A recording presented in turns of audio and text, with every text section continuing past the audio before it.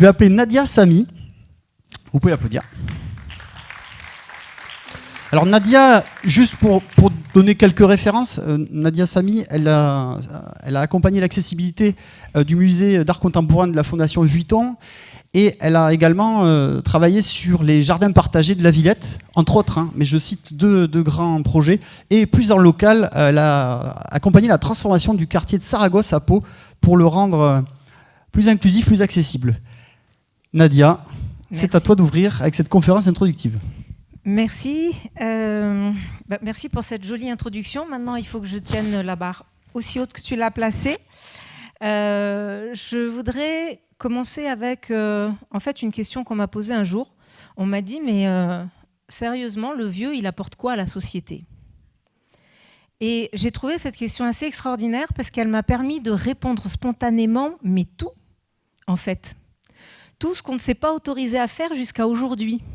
C'est-à-dire que dans notre milieu de l'aménagement, du bâtiment, de la politique urbaine, urbaine, etc., dans l'enseignement de l'ingénieur, du paysagiste, en passant par l'architecte ou l'urbaniste, on est formé sur le corps parfait d'un jeune de 30 ans, pour ne pas le nommer le modulor de Corbu, et on n'en sort pas. Et aujourd'hui, tout ce dont on souffre vient principalement de cela. Donc grâce au vieillissement de la population, et je dis bien grâce, eh bien, on peut introduire de la bienveillance avec les corps, avec les sens, avec les sensibilités, auxquelles on n'avait pas le droit jusqu'à présent, puisqu'on était toujours dans la performance et l'hyper-performance. Il fallait des lignes droites pour aller très vite. Il fallait des voitures pour aller très vite. Il fallait toujours aller très vite, être très performant. Il fallait passer du domicile au lieu de travail le plus rapidement possible, être performant, rentrer chez soi, dormir, se laver, manger pour repartir le lendemain. En fait, ils sont où les temps de respiration ? Elle est où la lenteur, le droit à la lenteur, le droit au silence, le droit en fait à tout ce qui est doux et à tout ce qui est beau dans notre société ?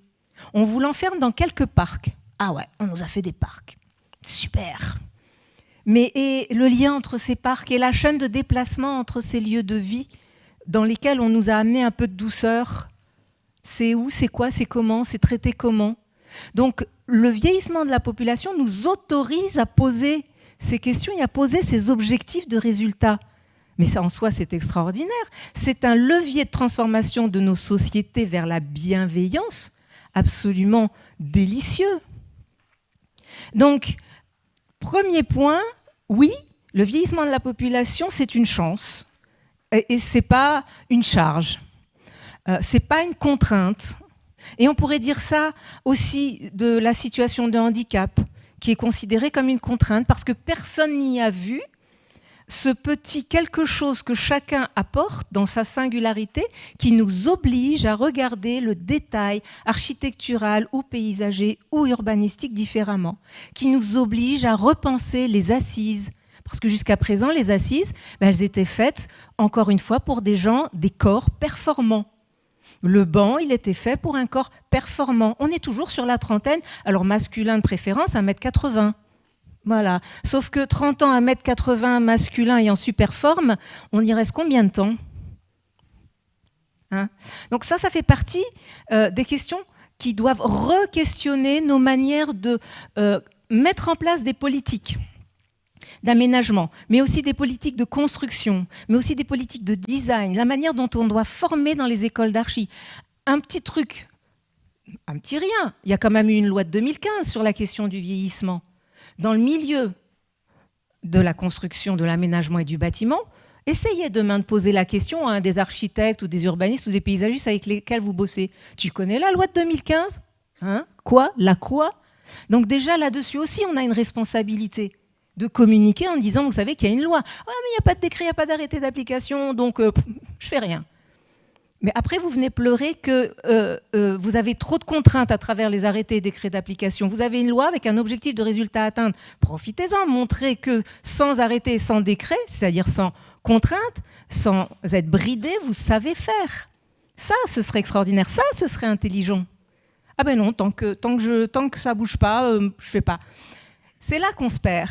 Et c'est là que nous, on a beaucoup de travail à faire sur ces sujets-là. Donc, qu'est-ce qui nous unit? Parce que je n'ai pas envie de parler de ce qui nous sépare dans la prévention. Qu'est-ce qui nous unit? On vient de le dire.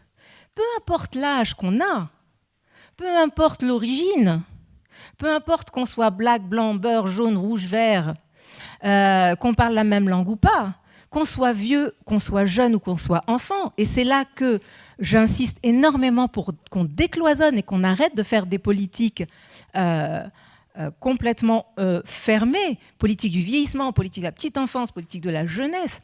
C'est que quand on a mal, on n'est ni femme, ni homme, ni jeune, ni vieux, ni blanc, ni rouge, ni vert, ni noir.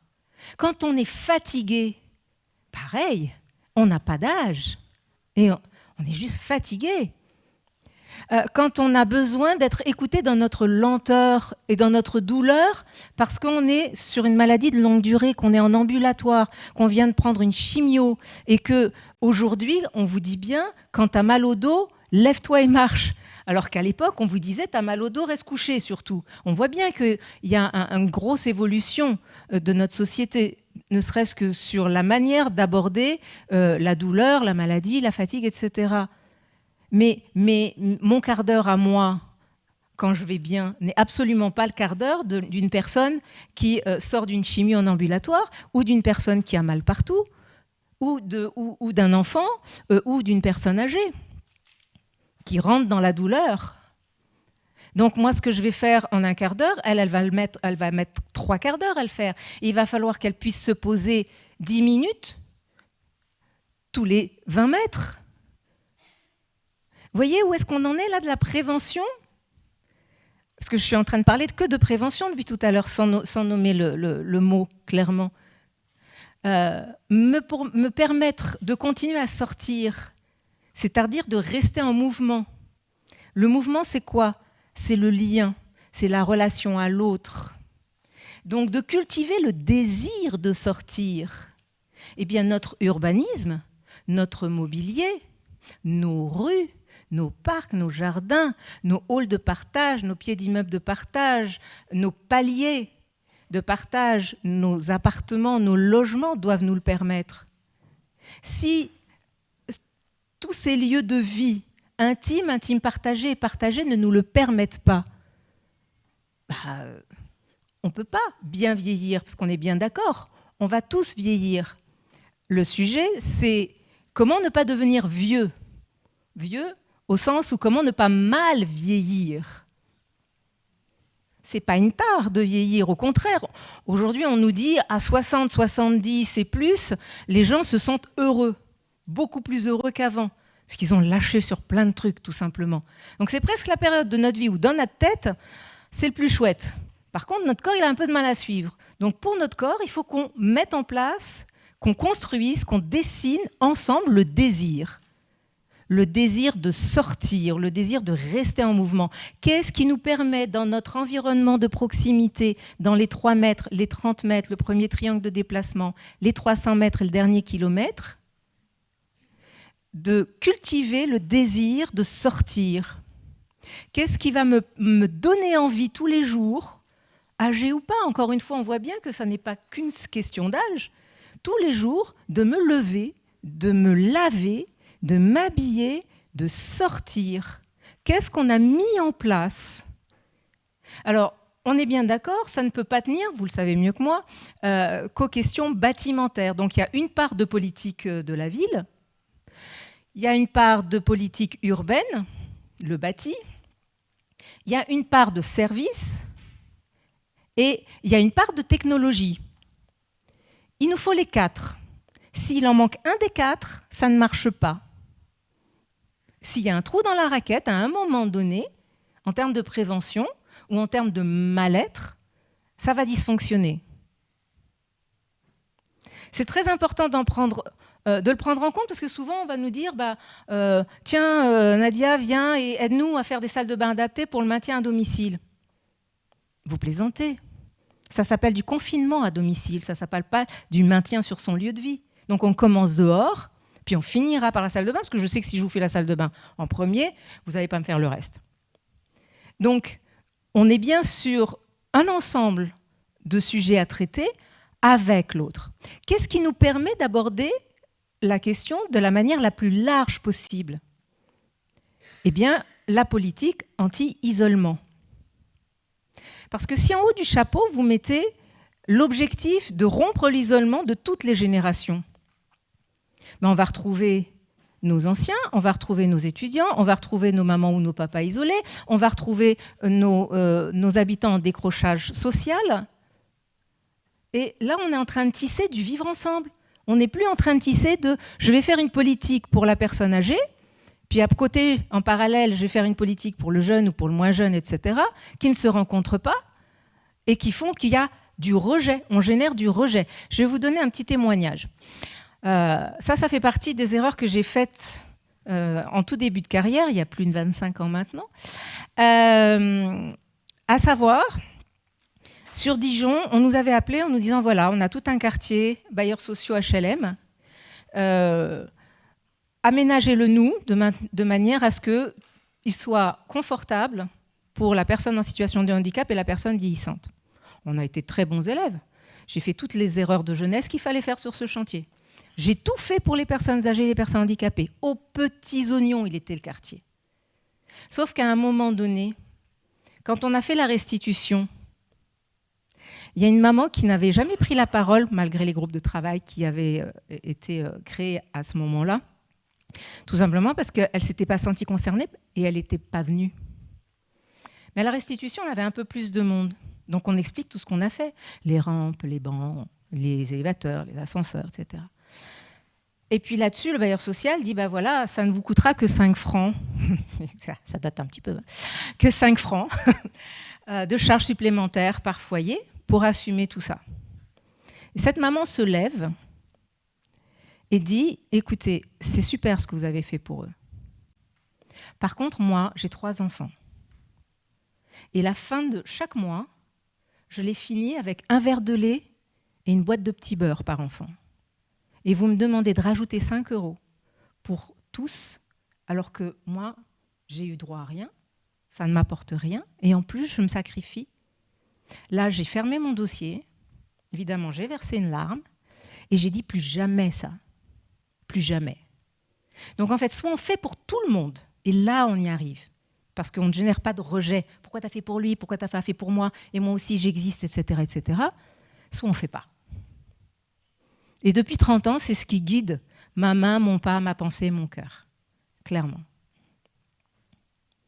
Donc on est vraiment, si on veut réussir, que ce soit la prévention, que ce soit l'insertion, c'est vraiment mêler les politiques, mêler les lignes budgétaires. Quand, à l'époque, il y a 20 ans, j'étais allée voir des élus et je leur avais dit ce serait quand même bien qu'on fasse la crèche, les logements sociaux et puis les personnes âgées dans le même immeuble. On m'avait hurlé dessus en me disant « Mais ma pauvre fille, vous sortez d'où? Bisounours, on ne saura jamais mixer les lignes budgétaires. » Mais aujourd'hui, faire une crèche avec une maison de retraite ou un foyer, c'est plus un sujet, on a su.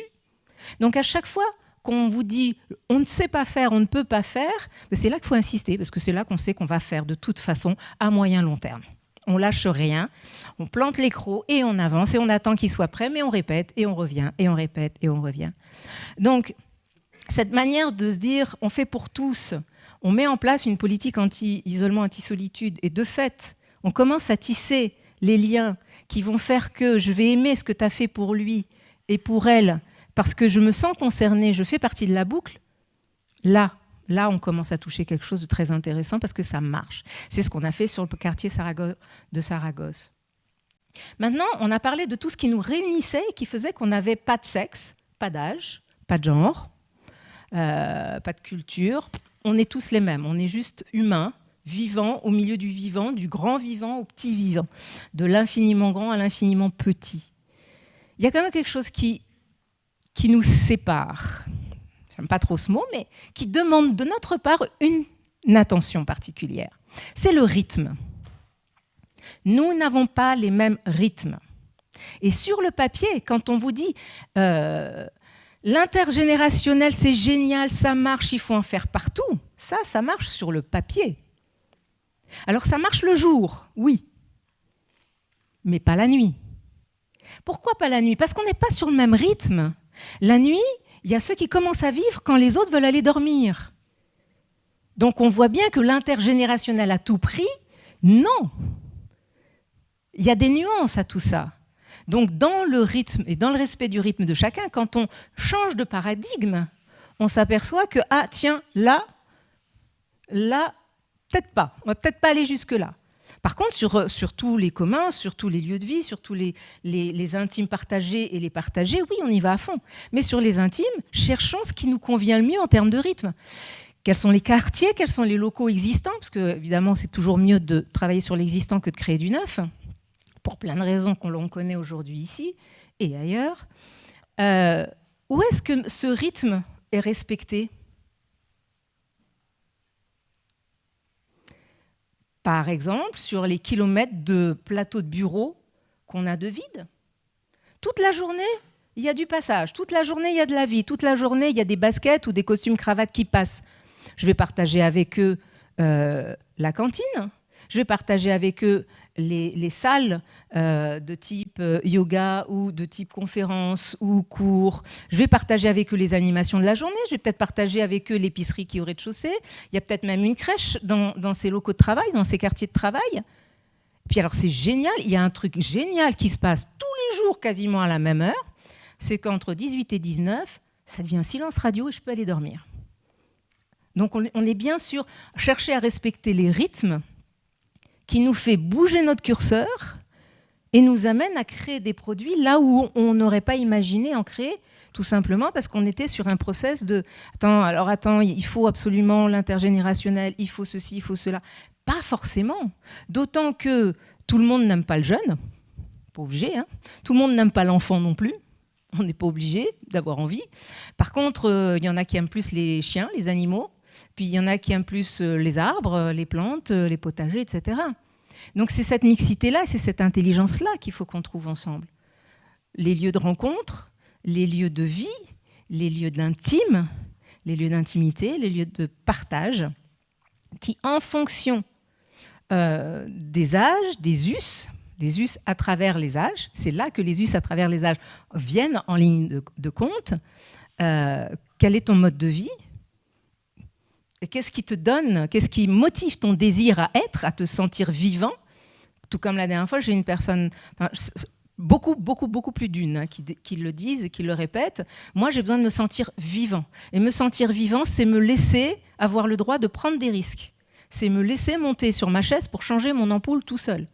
Ou alors, c'est me laisser être accompagné de quelqu'un qui va avoir le droit de monter jusqu'à chez moi pour me porter mes courses jusqu'à chez moi. On voit tous ces métiers disparaître ou alors se faire censurer d'actions simples qui créent du lien et qui pourtant, quand on les réintroduit dans le métier, redonnent du sens à leur métier. On a travaillé avec tous les concierges, par exemple, de tout le quartier Saragosse. On a travaillé avec tous les jardiniers. Parce qu'il fallait impulser le désir de sortir de ceux qui aimaient les plantes. Parce qu'il fallait impulser le désir de papoter ou d'accompagner ou de suivre pour celui qui se sentait plus proche des gardiens.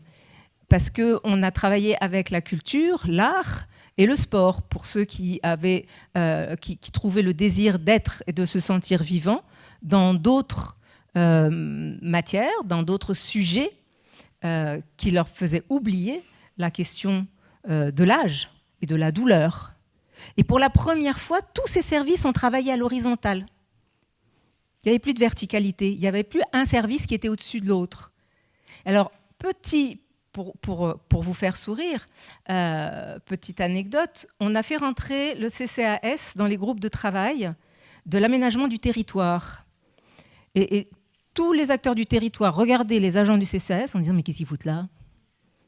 Mais vous plaisantez ou quoi? C'est les mieux placés pour savoir exactement qui, où, quand, quel besoin, quelle heure, quel rythme. Ça aussi, si on veut travailler à la prévention, ça aussi, il faut le détricoter, le retricoter dans la bonne direction, correctement. Mettre les acteurs ensemble, à l'horizontale, avec la même valeur. Et là, on est sur du bon. Alors, je me méfie du temps parce que toi, tu m'as dit... Ah, je suis encore bon, Ah bon, alors super. Donc, c'est comme ça qu'on passe de la prévention à la cohabitation en passant par la collaboration. La prévention et la cohabitation ne peut se dessiner que s'il y a collaboration de services qui jusqu'à présent ne se rencontraient pas, que s'il y a collaboration et apport conjoint de lignes budgétaires et de lignes politiques qui ne se rencontraient pas, et de changement de paradigme. Parce que je ne mange pas parce que je suis seule, je ne mange pas parce que je ne sais pas me faire à manger, je ne mange pas parce que je suis seule. Donc comment je peux détrôner ça? Et typiquement, ça vaut aussi pour l'étudiant qui ne mange pas. Alors lui, pas parce qu'il est seul, mais c'est parce qu'il n'a pas les moyens de manger. Donc comment je peux détrôner ça? Et à partir du moment où je mets les deux ensemble, j'en ai un qui a les moyens de manger, mais qui ne mange pas parce qu'il est seul, et j'en ai un qui n'a pas les moyens de manger, mais qui n'est pas seul. Donc qu'est-ce que je peux créer comme lien? Et c'est là qu'on a donné des tickets de restauration pour qu'ils puissent aller manger à la mairie, par exemple. Mais des exemples de ce type à toutes les échelles, il y en a foultitude.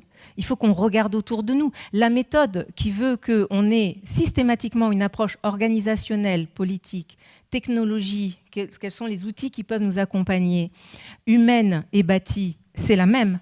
Par contre, par territoire, qu'on soit en rural, en urbain, en quartier difficile, en pavillonnaire, tiens, c'est très intéressant le pavillonnaire.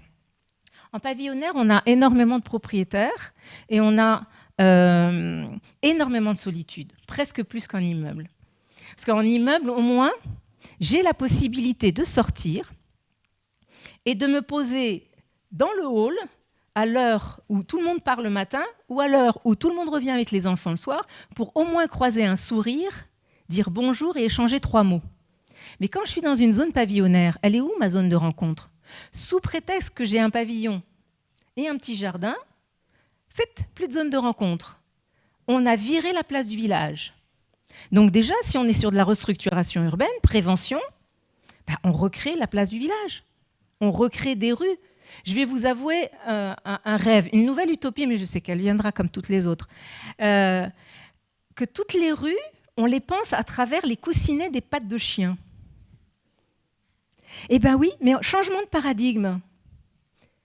Le coussinet de la patte de chien, quand il fait très froid, quand il fait très chaud, et du coup, eh ben forcément, vous avez la lenteur, vous avez la douceur, vous avez l'ombre, vous avez la terre, vous avez la pelouse, vous avez la possibilité de se poser, vous avez les possibilités de prendre un temps. Et en plus, vous avez été holistique, puisqu'on a l'animal infiniment petit, la biodiversité, les âges, parce qu'il n'y a pas que papier-mamie qui sort son chien, on est bien d'accord. Et que ça crée des rues bienveillantes, des parcours de promenade et de visite et de rencontres, jusqu'à arriver au fameux parc. Parce que si le parc il est à 600 mètres ou 1 kilomètre, on oublie, ça c'est de la malveillance. Or, déjà si j'aménage tous mes rayons sur les 300 mètres, là, je suis sur la prévention et la bienveillance.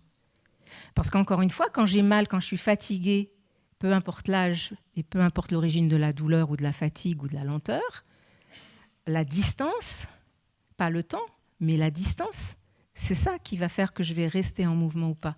C'est les aménagements qui auront été créés sur cette distance-là, sur ces 300 mètres-là, qui vont faire que je vais rester en mouvement et en lien ou pas. Les assises, revenons sur nos salons de ville. Pourquoi je me bats pour des salons de ville depuis des années et pour qu'on arrête de mettre des bancs? Parce que le banc respecte quel type de corps, quel type d'assises, on l'a abordé rapidement tout à l'heure. Mais à partir d'un certain âge, et j'ai encore fait des photos hier extraordinaires, ils nous ont mis plein de bancs partout, sauf que pour vous relever, alors, c'est tellement bas qu'il faut s'appuyer pour remonter. À partir du moment où vous êtes obligé de faire ce geste, on n'est pas bon. Quand on me dit, Nadia, tu nous as dit qu'il faut mettre des assises, regarde, on a mis des bancs partout, mais il n'y a aucun vieux qui est assis dessus. Donc je reviens, je vais regarder. Je dis, mais vous plaisantez ou quoi? Vous m'avez mis un banc, une fois que je suis assis dedans, je glisse au fond, et je ne sais pas sortir. Il n'y a pas d'accoudoir, et vous m'avez mis qu'un seul modèle d'assise. Moi, j'ai besoin d'assises à 60, d'assises à 48, d'assises à 43, avec ou sans accoudoir, avec angle ou sans angle. Là, on commence à être bon. Là, on commence à être bienveillant. Là, on commence à être dans la prévention. Parce que du coup, chacun va y trouver son compte. Et le super argument qui dit « Oui, alors on ne va pas mettre d'assises parce que tu ne te rends pas compte, on va avoir tous les clodos du coin. » Celle-là, je l'ai entendue il y a 25 ans quand la SNCF m'avait demandé de faire une étude sur toutes les gares de France. Et on avait fait toute l'Alsace, de la plus petite à la plus grosse gare.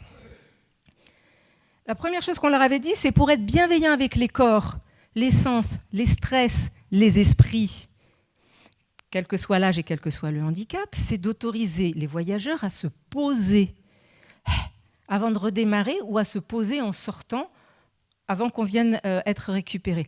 Oh, tu ne te rends pas compte, il n'en est pas question, on va avoir tous les clodos du coin. Aujourd'hui, on a quoi dans les gares? On a des salons Sky Rouge partout. La question, elle ne se pose même plus. Donc on est bien d'accord qu'on est là que pour lever des peurs et que malheureusement, on est obligé d'attendre que ces peurs s'effacent pour réussir à obtenir les résultats qu'on attend. Là, je viens de voir sortir une place avec une fontaine sud-est de la France, comme ça je ne nomme pas la ville ni le maire. Superbe, hein? Ils ont viré tous les bancs, toutes les assises. Ça sert à quoi? Alors là, c'est intéressant parce qu'on est en train de toucher au beau malveillant. Il y a le beau bienveillant et il y a le beau malveillant.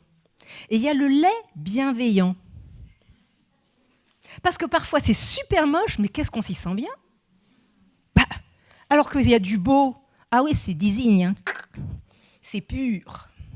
Mais qu'est-ce qu'on s'y sent mal?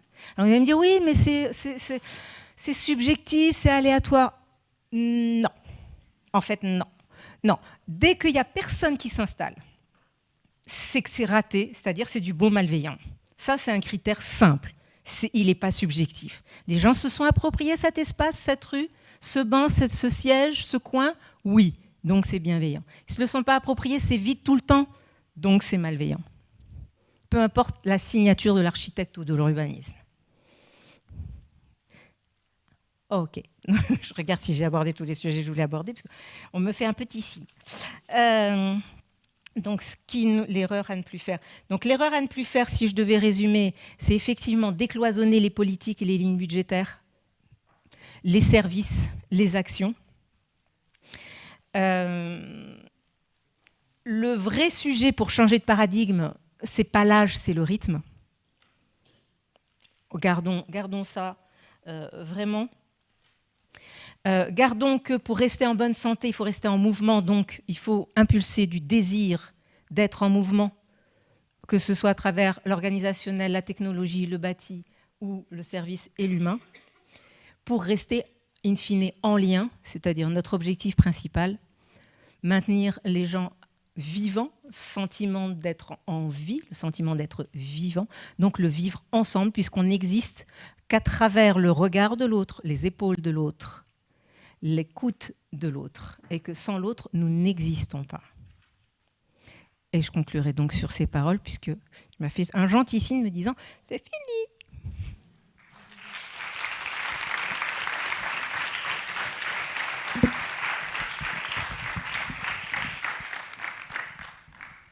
Je te laisse. Merci beaucoup Nadia Samy pour cette intervention, toujours décoiffante. On vous connaît percutante, titillante, et vous avez su encore une fois être fidèle à ce que vous êtes. Merci beaucoup.